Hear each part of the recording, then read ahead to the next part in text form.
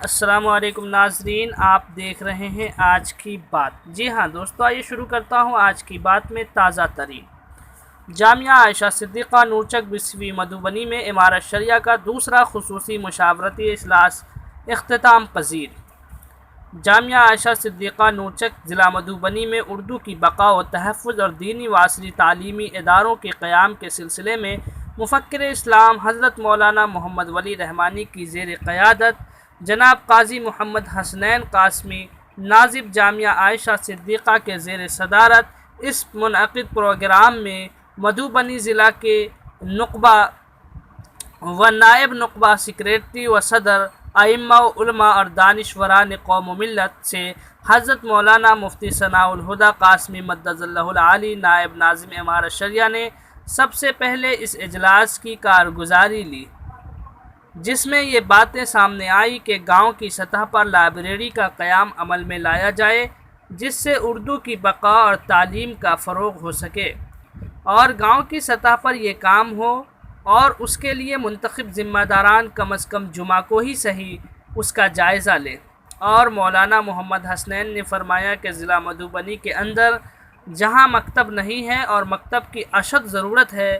تو وہاں کا جائزہ لے کر مجھے بتائیں، میں 5 مکتب کی ذمہ داری لیتا ہوں اور انشاءاللہ ان مکاتب کے اساتذہ کی تنخواہ کا انتظام کروں گا۔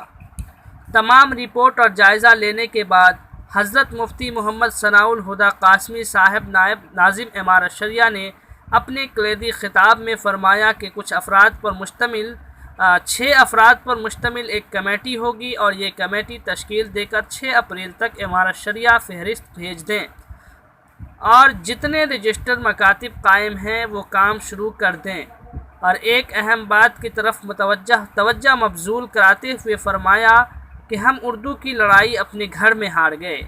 یعنی پہلے استقبالیہ کمرہ ہوتا تھا، اب ڈرائنگ روم ہو گیا، پہلے دسترخوان ہوا کرتا تھا، اب ڈائننگ ٹیبل ہو گیا، پہلے بیت الخلاء ہوا کرتا تھا، اب باتھ روم ہو گیا، پہلے درجہ ہوا کرتا تھا، اب کلاس ہو گیا۔ لہٰذا ہم پہلے اپنے گھروں میں اردو پڑھنے لکھنے کا رواج ڈالیں، زبان بولنے سے بھی اور لکھنے سے بھی زندہ رہتی ہے، اور ہر علاقے میں لوگ اپنے طور پر کوشش کریں کہ ان کے گاؤں، محلہ یا شہر میں سرکاری اسکولوں، سرکاری دفاتر اور سرکاری مقامات وغیرہ پر اردو کے نیم پلیٹ لگائے جائیں۔ آخر میں نصاب تعلیم کے رہنما اصول کے مطالعے کی